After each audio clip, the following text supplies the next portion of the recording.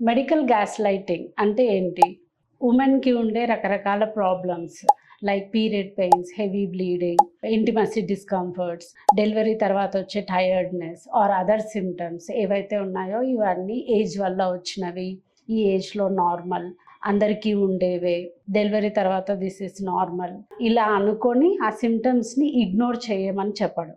ఇది అంత సరైన విషయం కాదు. ఎందుకంటే ఈ రీజన్స్ వెనకాల ఒక్కోసారి ఎండోమెట్రియోసిస్, అడినోమయోసిస్, ఫైబ్రాయిడ్స్ లేదా other conditions, thyroid issues, hormonal imbalances ఏవైతే ఉన్నాయో ఇవి మనం మిస్ అయ్యే ఛాన్సెస్ ఉన్నాయి ఈ సింప్టమ్స్‌ని ఇగ్నోర్ చేయడం వల్ల.